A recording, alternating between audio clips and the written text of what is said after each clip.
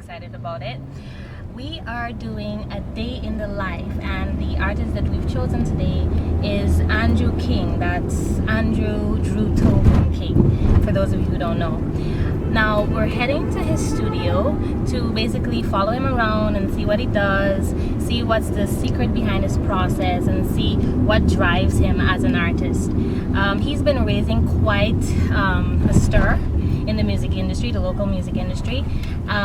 I've spoken to some people who've worked with him, and they've said that some of them even went so far to say that he has changed the sound of Guyanese music, and that is pretty big. So I definitely had to reach out to him and see if that's true. I've listened to some of his stuff, and I can say what I heard is really good. So we're gonna go and we're gonna see how Andrew works. I was eager to delve straight into the heavy stuff with him: his work, his process, how he feels about the local music industry, and what artists could do to stay motivated. Drew knows his work. He is one passionate fellow, and he owes a lot of that passion to the role music has played in his life. The importance of passion is very important. I think the only reason I'm good at this is because I'm passionate about it. And to be honest, I can't define what passion is because I don't think it's something you can put into words. It's just something you feel. I know everybody that knows me knows. You don't have to ask them if I'm passionate about music. They know it. I sleep here sometimes. Wow. I don't eat sometimes, not because I'm trying to starve myself or maintain it. It's just that when I'm locked in here, I'm locked in. But as I've heard many say, as an artist in Guyana, it's almost a miracle keeping passion alive with the limited resources available. Drew feels the same, but states that even with all this, he never wants to turn his back on his country. It's a touchy It's topic, but daunting. yeah, like my No. whole mood just changed. I But totally get you. I think it will change eventually, but like I said, I have to make a decision. Am I going to wait 5 years here and see it change, or am I going Right. to go do me Exactly. and come back and help it change? Come back. That's the So- important thing. and that's my The come thing. back, right?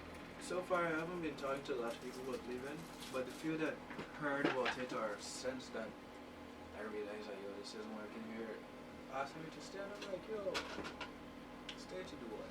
With you, we can do a song, we can make all these nice songs, and then what? How will it profit you? All this time and energy, putting in money, because transportation is a bitch here, right? Studio time. It's hard. The music industry here was a little developed probably 10 years ago. What is it called? There were shows with Guyanese talent. Radios used to play our music. I had radio DJs tell me they can't play my music because it doesn't sound Guyanese. I'm like, it's not the point. So they can't say that they don't play music because our music doesn't sound international anymore. Because they got producers here who work in hard, and our sound has improved a lot, in my opinion. I know what I'm capable of. I know a few other good producers here who do very good work. Daryl and Keys and Ken. And still it's the same thing for them. And every time I talk to another producer it's the same thing, but I know what I'm worth, and I know that I feel very because I know all I'm capable of. I ain't really doing nothing. My plan is now to develop myself, whatever that entails. If it entails me leaving, or develop myself, come back, and then maybe I could do something for the country with the resources I would have gained while developing myself elsewhere. Because like I said, the respect isn't here, the payment isn't here, as well as the publishing and the promotion. But even in all his frustration, he admits that the problem doesn't just lie in the industry alone. Both the promoters and the artists have work to do so as to change the status quo. Artists are to blame to some extent too. Yeah. You gotta carry yourself a certain way. You gotta demand it. You gotta demand this. You gotta get management. You can't. Nowhere in the world you find an artist talking to a producer or artist talking to the press. That don't happen. If you're an artist and you take yourself seriously, get a manager, get a publicist. And obviously these things cost money, but if people are serious about you, if you really have people who support you, you can work something out. I did. Then comes the hard part about creating a unique sound, he says. Guyana's uniqueness lies in the fact that we don't have one sound, so the diversity must be used to create a distinct sound that will turn heads. What's more, Drew believes we have to educate ourselves, know about the true consequences of copyright laws, have artists take themselves more seriously, have promoters respect their artists, and have listeners be more supportive. Our discussions got pretty intense, and even I threw my 2 cents into what he was doing, giving him some of my thoughts on what I believe should drive artists to keep producing work no matter what the critics say. For me, it doesn't matter about being seen, it doesn't matter about being popular, it's about just having my voice. Exactly. I can have a small following and still be absolutely comfortable with that. So the point is, get it out. Somebody's gonna hear it. And once somebody hearing it, even if it's 2 people hearing it and loving it, that's all you need. That's my thing. I used to think that And for then? once a year. And then what? And then I guess I don't know. It depends on where you are as an individual. For me, I understand what you're saying, and I was like that. But now I want more for myself, so that isn't good enough. That's not good enough, which is fair enough. Yeah, Fair enough, but then some part of you still has to have that. Yes, I understand. Which is why I still think that you should still retain that part of you that has appreciation even if nobody else does. Because at the end of the day, that's the core of your work. That's the core of your passion. Right? And that's what keeps you grounded. Even if you get big, even if you want better for yourself, even if you get better for yourself, there's still that little thing that keeps you as you. But our meeting wasn't just about the heavy stuff. I was treated to the unique opportunity of getting to see step by step how he creates beats. The end result, I'm proud to say, is a track I asked him to name Miss Jazmania, simply because I wanted to be part of the process.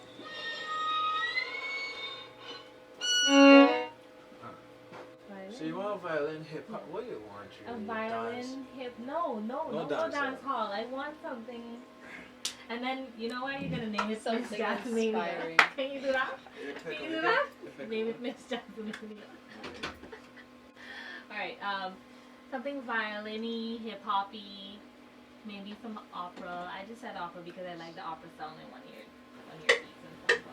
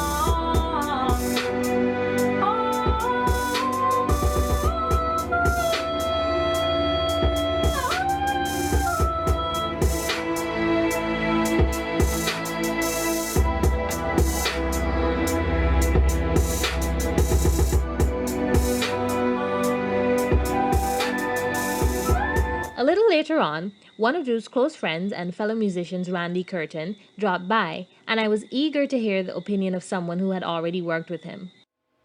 Drew is, without a doubt, amazing. Anyone who hears his work, anyone who is around him, anyone who just gets a small sample of anything that he does, they're always blown away. And you can't deny it. If you could predict my runs, you know what runs are in singing? Nope. Okay, well, It's like,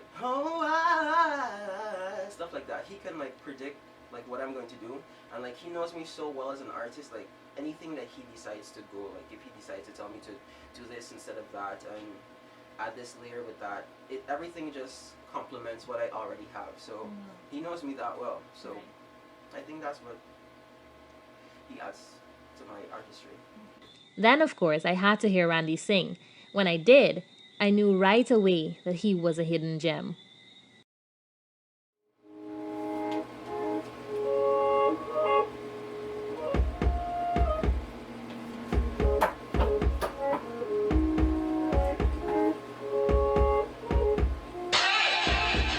Watching as her walls fall down, foundation is unstable, it's crumbling. Her knees are on the ground. Such emotion, her words come out mumbling. Thought it would have been pretty, a bed of roses. You jumped into it headstrong, natural poetry. But little did you know what you are in for. Now you're kneeling in your black tears. Oh, oh, oh. That's a price of love.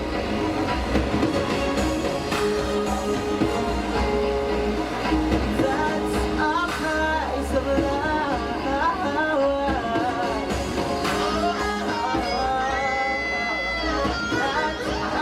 price of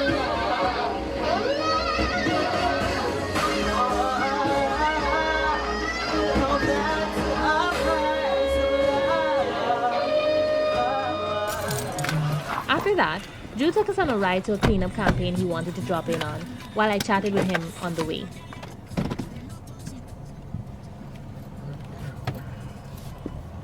I love questions, man. I ask you almost everything. Alright, so tell me about, like, we looked at you start to create a beat, right? But tell me, what's your creative process like? Like, you were telling me that, well, you need to be in the mood. What does it entail for you to get there? In the mood? Yeah, what does it take? You'd have to be very angry, very sad, very happy, overtly emotive, any emotion. But right now I'm a flatline.